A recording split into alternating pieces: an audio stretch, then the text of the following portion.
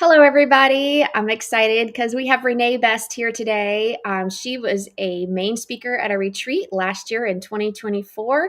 2020, wait, yeah, 2024. I get it all confused because we have 2025 coming this year, and I keep wanting to think it's this year, but it's not. So I am so glad that you're here with us today and delighted that you came to share your expertise during Domestic Violence Awareness Month.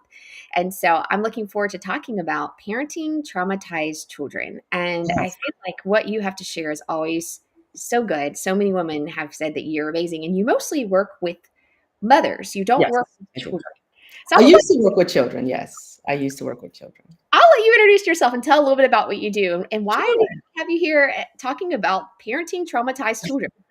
Of course, like Lauren said, I'm Renee Best, a licensed clinical mental health counselor in North Carolina. I'm also a licensed professional counselor in South Carolina and Florida.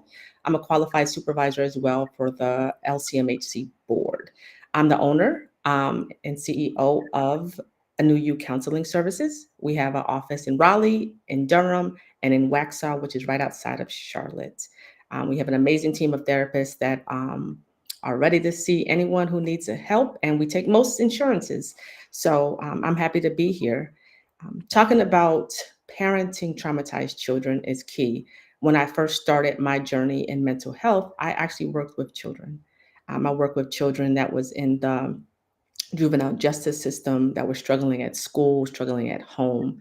So I worked with the parents and I worked with the children to kind of touch all those areas of their lives, being in school, being in their community, having to deal with the law, their doctors, because it's all connected, right? Those areas of your life and also their selves. And what I found in moving from working with kids to working with parents is that as parents, we do a good job of trying to protect our children, but our children are very smart, right? They have a lot of resources at their fingertips. So they probably know a lot more than we give them credit for. Mhm. So when I was doing a lot of trauma work with children and the parents, I used to do trauma focused cognitive behavioral therapy. And that was working with the child, the parent, and then them together as a unit. And what I found that the parents and the children felt the same way about what they experienced, the trauma that they experienced, but they didn't talk to each other, right? The parent didn't want to say or talk about it because they didn't want to trigger the child. The child didn't want to say anything because they didn't want to make their parent sad. So what we did was we got them together and shared, in essence, the same resources. I would literally play a game about domestic violence with the child and the parents. It's literally a board game. Sounds strange, right? Why are we playing a game about domestic violence or domestic abuse? But it's more of an educational game. And the strange thing is they both love educating, understanding more about what domestic violence is, and also understanding the emotions and things behind it. So I always tell, as I'm working with the parents now, is stop trying to shield your children all the time. Make sure you get them in therapy. Make sure you're present in therapy with them. Make sure you're being honest and open about things. Because sometimes what I find also for women who have been abused is the father is saying all the negative things about them to the child, and the parent is still trying to protect the abuser. And so the child forming their own opinion, and then there's issues within the parent child, the mother child dynamic, and the women that I'm working with currently. So one of the main thing is definitely get your children in therapy as soon as possible and be honest. Tell them the truth. Tell them what you experienced, what happened to you, because they probably already know and have seen it. And the whole purpose of therapy is to really get back to healing, talking about emotions, talking about what's happening, because that child is affected and probably affected some years to come. They're affected, their schoolwork can be affected by them, their social lives can be affected by it. So you want to make sure that you, as a parent, are getting them the resources that they need to start healing as well. And so when you talk about the kind of therapy you do, it's basically helping them untangle lies that we all come to believe lies when we live with abuse. And so Mhm, it's like right thinking, just like, what Jesus talks about is like, you'll know the truth will set you free. So that's what you're doing. And mhm. I love too, I found that I just remember being a child and people trying to shield me from things, and I knew what was going on. And so I really do appreciate that you're talking about that, because I've done that with kids for a long, long time. And what I'll do too is take them to like the story of Joseph and talk about even redemption. And I love that you're giving them education. Mhm. People perish for a lack of knowledge. So we know that you love the Lord, and you have some amazing biblical resources too. We just I do. yeah, we're grateful for that, and just giving them that truth. Yeah. When we start meditating on truth, it changes the way we think. It changes our lives, and it can. Yes. And so for me, it's like if we can equip moms, because you can do therapy or counseling or whatever it is we when we do with these families, but it's usually just once a week if we're lucky, Mhm. right? Correct. And so being able to equip a parent is so important, to Mhm. be able to have that parent, um, do those kinds of things outside of therapy. So I would be curious as to how you lead them through that. Like what kinds of things. I know that my Yeah. friend Dr. Strickland has a really great book called on trauma, called Something Scary Happened. So just reading and encouraging Mhm. them to talk about what happened and their feelings. So yeah, I Yeah, put a many things I leave, like you said, I do love the Lord. That's the reason why I'm doing what I'm doing, because this was by His design. Me being in mental health and working through people, but I tend to incorporate faith and spirituality in my sessions, even with my kids. You said something very that reminded me of a Bible verse that I always give to my parents, and that's Philippians 4:6 and 7, where it talks about meditating on things that are true, right?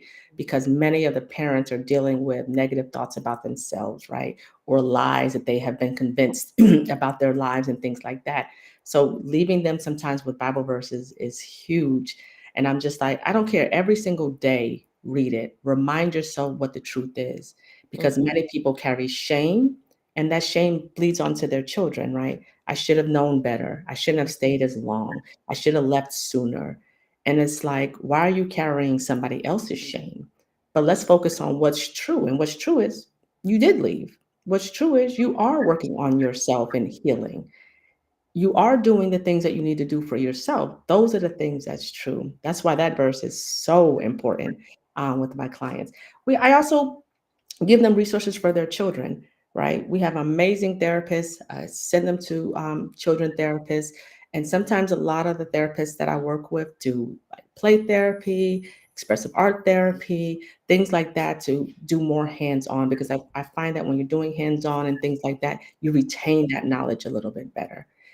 As a whole, education is key. The more you know, the more you can really understand. When you know why you're behaving the way you are, then you understand it, and then you can make changes to it. But when you're just mindlessly just going and you don't know what's going on, that's when you tend to get stuck. And that's what you find in those relationships sometimes, I find, with the parent and the children. And the parents are walking on eggshells because they don't want to make their children any worse off. So they don't, challenge them, or they don't say anything to them, or they allow them to get away with things that they wouldn't previously. I'm a firm believer in knowing what's going on with you, but you going through what you're going through does not excuse bad behavior, right? Just because you've been traumatized doesn't mean that you get to be mean to the next person or treat the next person bad. You can understand maybe why you get triggered or why you get upset or why you throw tantrums, but now that you know that, what do you want to do about it? And Mhm. that's what it's all about, is really understanding what's going on with you. And here are some tools and things that you need to help get through that and help change those behaviors. So that's why the education and piece. And I'm always good with a good Bible plan. I love working with the women and teaching them about finding their passion and their purpose, right? Because I think that helps them lead their children better, right? And stop trying to apologize for things that they did not do. And that's what I find many of the parents doing. They're apologizing to their children because they feel bad that they put them in this situation. And I have to do a lot of work to be like, you didn't do anything wrong. You just loved someone who did not love you back the way Mhm. you needed to be loved. And so now you got to work on yourself because your children see that. Yeah. And so Yeah. that's the importance of always just telling your truth. Tell Well, and telling God's truth, like that they are loved, and that Mhm. God doesn't expect them to stay and be oppressed, Right. So I think it's like for us that there is this, um, honestly, I tell people you have to recognize the ugly truth before you can Yeah. God's beautiful truth, that ugly truth is what you just said, Yeah. that they don't know that the person who's abusive is not loving. He's not Mhm. loving his wife or his children Right. well when he is being abusive. So we appreciate that, and the practical tools. There's a lot that we couldn't, There's a lot. get it all in a 20-minute conversation, but you, yeah, that's it. Yeah, I I have a couple questions I like to get started with because we're trying to keep this a little bit shorter so we Oh, sorry, Lauren. You know, I get to no, no, talking let's keep going on our about. journey here. So I'm excited and I appreciate some of the stuff you were sharing, and that brought up a lot of questions that I have for you. I think I would really like to start with, well, one, I heard you say telling children truth. Mhm. I really think that's important because that wasn't what I was planning to originally ask you, but I Okay. think it's important to talk about that because I hear mixed things. A lot of times people Mhm. are saying don't tell your children anything until they're 18 because you got to be afraid of the courts and things along those lines. I feel like a lot of women hold a lot of confusion when it comes to that. So I would love to hear your perspective. Mhm. What should you tell our children? What questions should you answer? What should you not answer? Because I think it is important to tell children the truth, but there's a balance. So I want to hear from your Absolutely. perspective about. And yeah, you said a key. It's there's a balance because not every child can handle everything that needs to be told. And you have to make the determination based on your child and based on where they are and their maturity level, their knowledge, what they witnessed, what they saw, and if they've been in therapy or are currently in therapy. Mhm. I always believe in speaking the truth because I just find the truth is important. But you can't just outright and they don't have any type of support, any type of therapy, any type of anything while you're telling them this truth. So yes, I agree that truth is important and you should do it, but you want to make sure that that child has the support that they need to be able to process that themselves at their level because a 6-year-old versus a 12-year-old versus an 18-year-old is a big difference.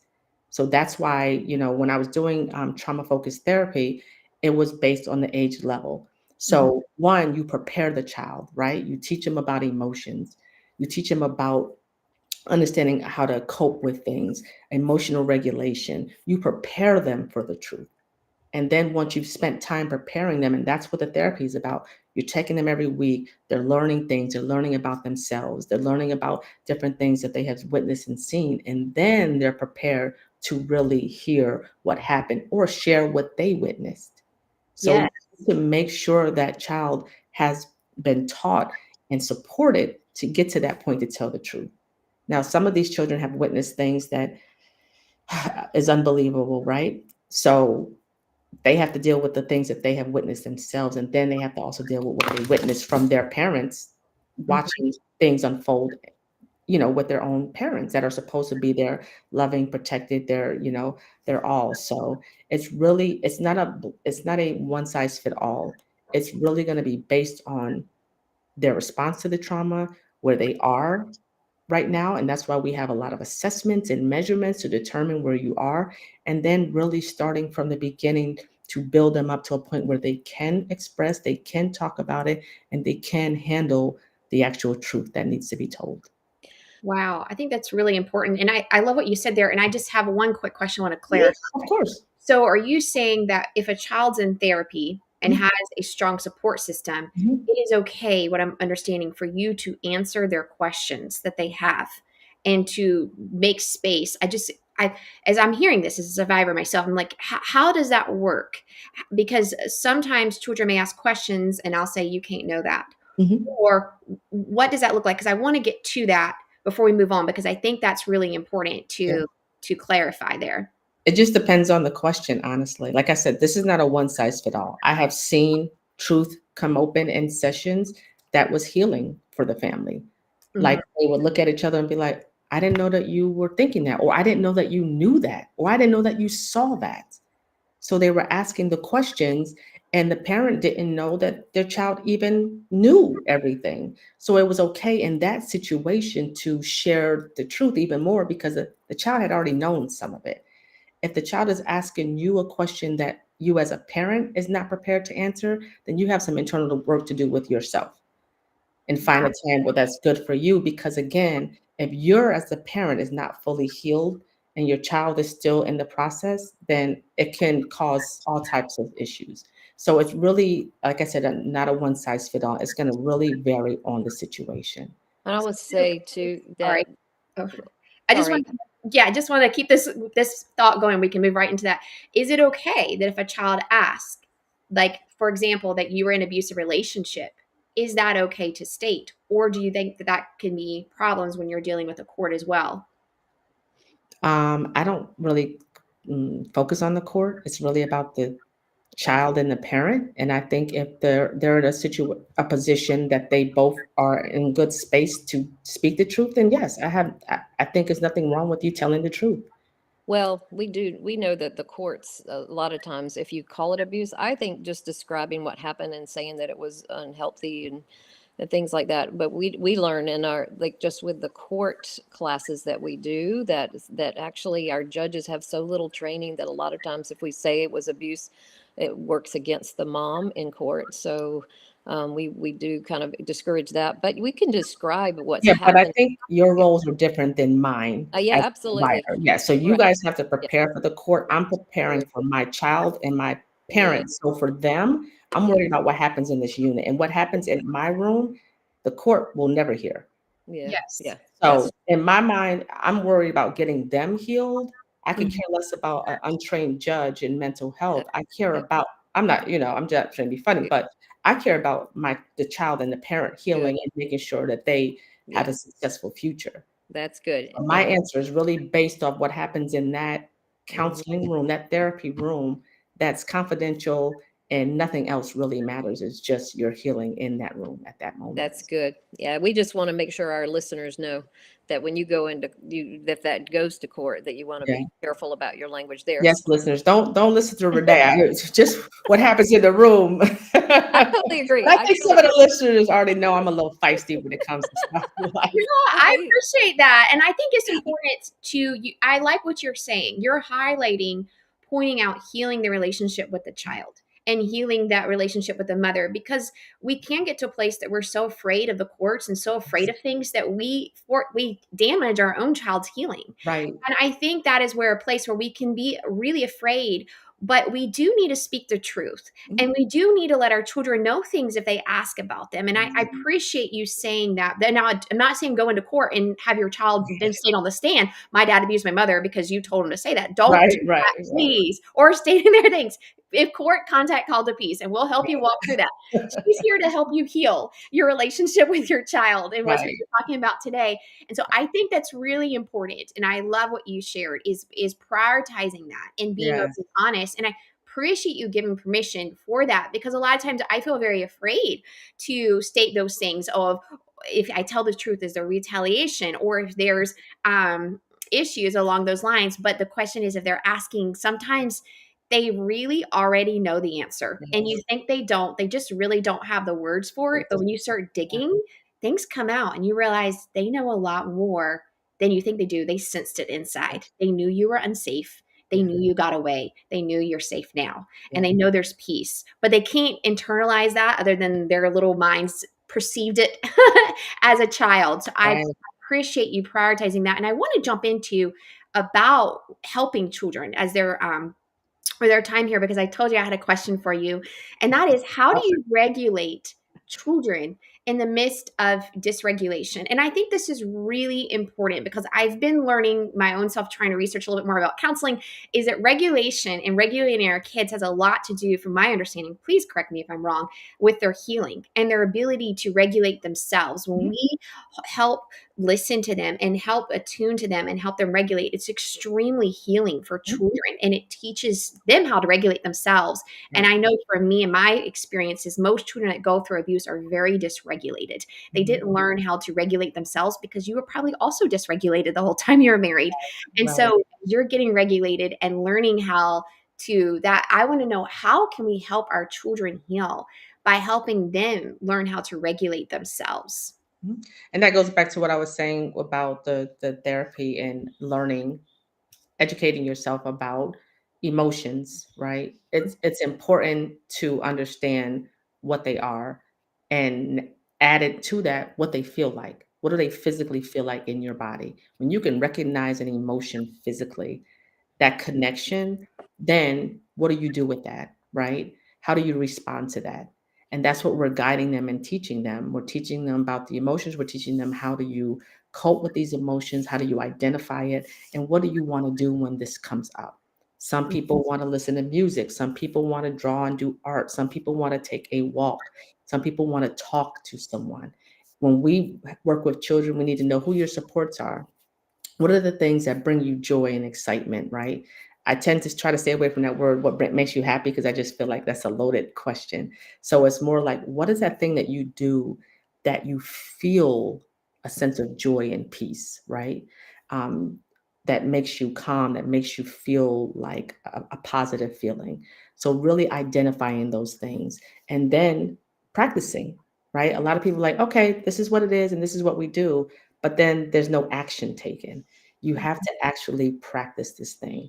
And sometimes we do like exit and wait. You stop in that moment, sit in that feeling, what you're feeling, what's physically happening to you, what thoughts are going through your mind, identifying those. And now we said, when this comes up, we're going to take a walk, we're going to journal, we're going to write, we're going to call a friend, we're going to go for a walk, we're going to do whatever we need to do that we have identified.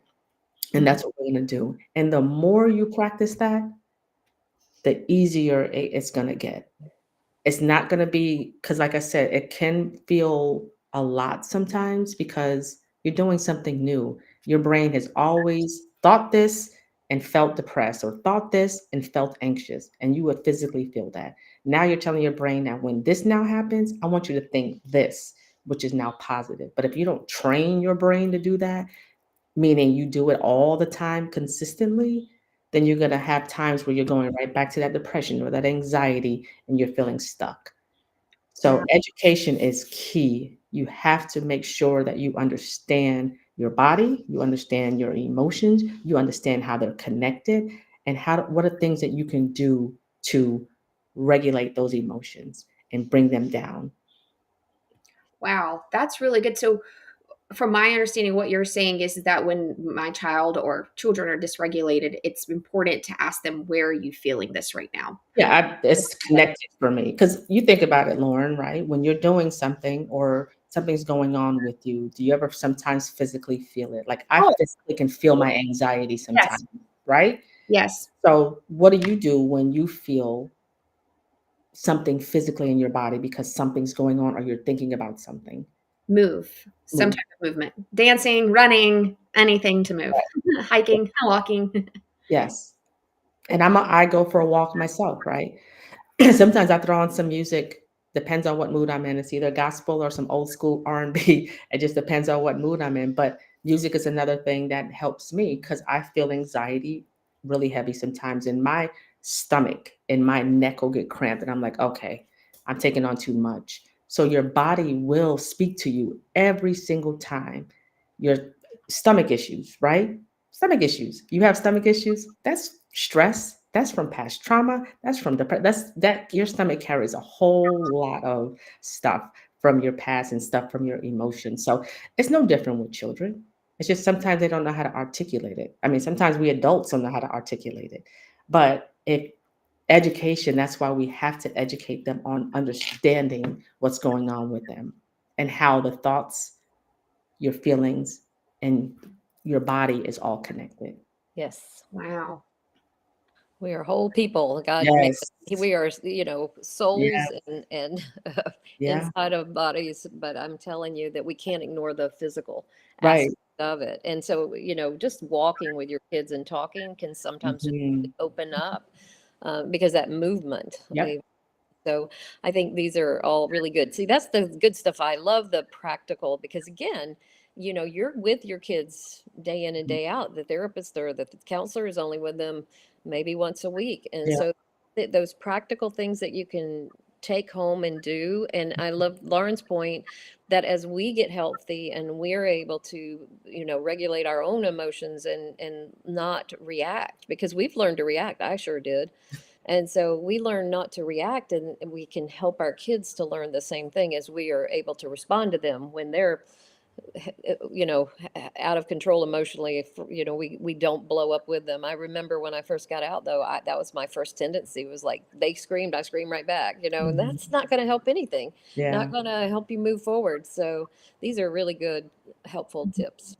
Thank you, Renee. I appreciate it. Of Yes, course.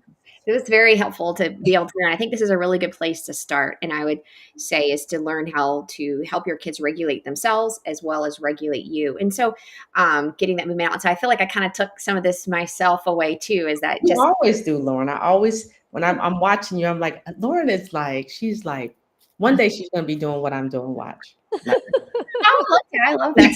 But I think it's so important, like what you're saying, is noticing it in ourselves first, because if we yeah. can't allow ourselves to feel things and notice our emotions, then we're really not going to know how to regulate our kids and allow them to feel things and regulate themselves. And I know for my daughter, sometimes she may not even know what she's feeling.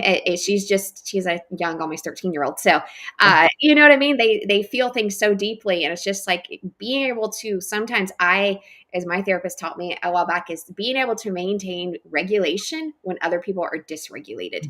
And that is a skill I'm trying to learn. So, do you have any tips on that? Because I would love to know. Because sometimes when people are dysregulated, it dysregulates you too. So, how Yeah, do we maintain regulation when our kids are dysregulated and they don't know what they're feeling because they are just dysregulated? But we've got to maintain that regulation. yeah. I will say it's I had a conversation with one of the therapists who works nothing with children, and specifically teenagers, and we were just talking about parenting today, and how different it was from when I parented. Um, 30 years, my kids are 30 and late 20s, so it's a big difference. And you know, I came from a generation where you just didn't say anything. Like there was no feelings involved, there was no talking, there was none of that. You just did what I said, and that's what you did, and you kept it moving. So, for parents who do have children that maybe have outbursts or don't know how to express it, or they feel like they're getting about to, react, just stop in that moment, walk away, right?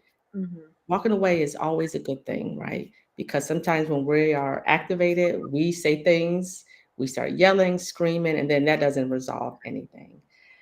So I'm a firm believer in sometimes you just have to stop in that moment, um, scan yourself, check yourself, walk away if you need to, and then come back to it later. Mhm. You don't want to get into a screaming match. You don't want to say things that you don't mean out of anger or frustration, but you also want to understand and identify why that moment happened. What Mhm. could have been different? And I think sometimes it's important that we really analyze what things that we've experienced, and because sometimes it's us, like maybe somebody said a word or moved a certain way and that caused my body to react. And so now I'm reacting and understanding why. Maybe something's going on with your child, right? You know your children. I can tell when I'm talking to Joy, and I can tell when I'm talking to you, Lauren, if I'm saying something that you could feel resonate with, and when you can't, like you can really see. And I think it's important that parents be able to know your children, see them, see what's going on with them. If you see them moving a different way, or you see them talking a different way, or navigating a different way, try to understand why, and try to understand it in the way that they need, because everybody's needs are different, right? Some people like to talk different. Like my husband is not a verbal communicator, so sometimes if I want to know something, I'll send him a text. I'll get a whole bunch of information back. But if I ask that same question verbally, I might get a two answer, two word answer. So it's like really knowing, taking the time to know how you need to communicate things. But I believe stopping in that moment, walking away, diffuse the system, and then go back. Yes. Go back to address it later. So when your child is, I call it on 10, don't you go to 10 with them. You stop in that moment, walk away, go back, and then try to understand what happened in that moment and Yeah. talk about it. Because if Yes. you don't, you're just going to perpetuate Yeah. that uh, intergenerational cycle of Yeah. just reactivity. So that's Yeah. And I have a question to follow up on that. Is I know a lot of times I know I'm in the situation all the time where people are dysregulated and you can't walk away and they want to keep, maybe, I don't want to call my child out or anything like that. So that's why I'm just using generalities here.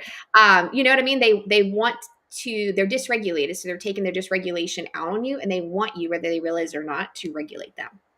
And so, how do you do that when there's moments that you can't move away and your child's dysregulated and they're needing you to regulate them?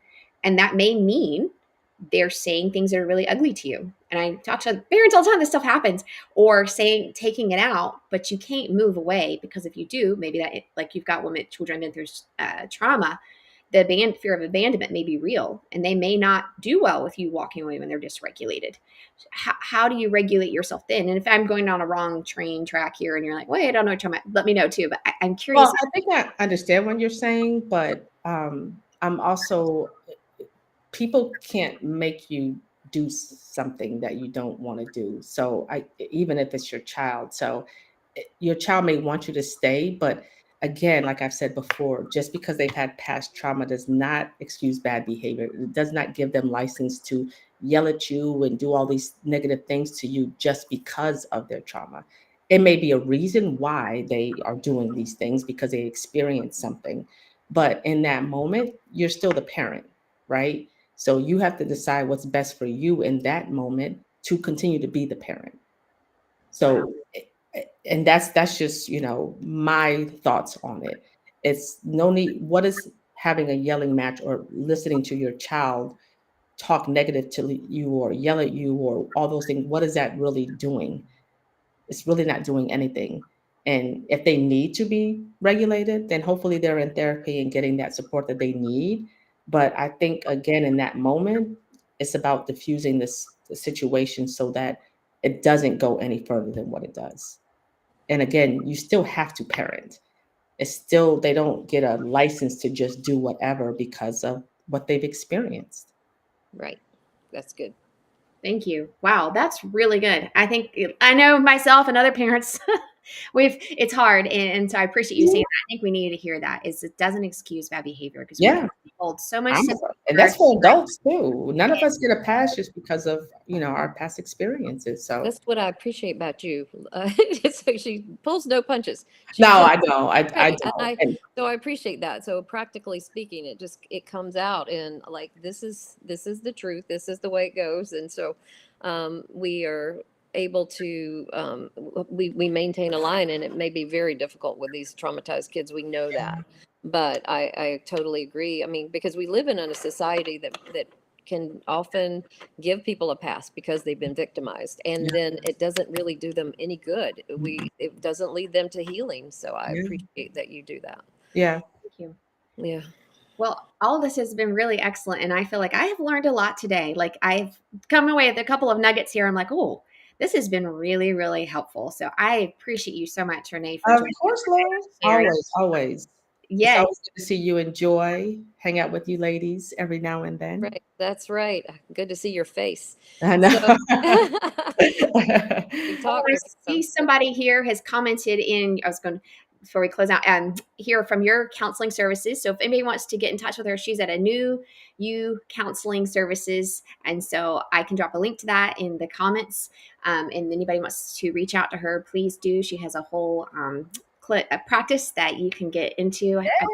So and connect. I don't think you're accepting new clients, are you? Or are you? No, I am not. I wish I could, but like I said, I'll be heading out soon to help do some work with the hurricane relief. So I'll be busy with that for a little while. But no, I'm not accepting any new clients right now. But I have amazing therapists. Yes. Some of them have openings right away. So please, and we are offering uh, priority services to the hurricane survivors. So if anyone there is looking for therapy or needs to get in touch with anyone, please reach out. Yes, absolutely. I am. Thank you for saying all that. And then, yes, please reach out. She's excellent, and all of her counselors are excellent too. Yes, they are. And so while we are here today, we also wanted to close out with we're in Domestic Violence Awareness Month. And so our goal this month is to raise $175,000. And today we are at $33,000. And so we are getting there, y'all, slowly but surely. But we invite you to partner with us. Right now we have a matching grant of $50,000. And every donation given that is $99 and above, so 100 or more will be matched up to $50,000. And so we ask you to prayerfully consider how you can partner with us today, because everything, these services, we didn't talk much about them today, but our services, our advocacy, support groups, our church partnership, our Protect the Flocks are all free of charge that we give to people. Either churches or women who are impacted by abuse, that we can walk alongside them and help them overcome the impacts through a supportive community and through services and through education and support. So please consider how you can donate with us and partner with us today. We would greatly appreciate your support, and she greatly appreciates your support as well. So Yes, thank you for all that joined us. And thank you, Renee. I of appreciate you course. today. Thank you all.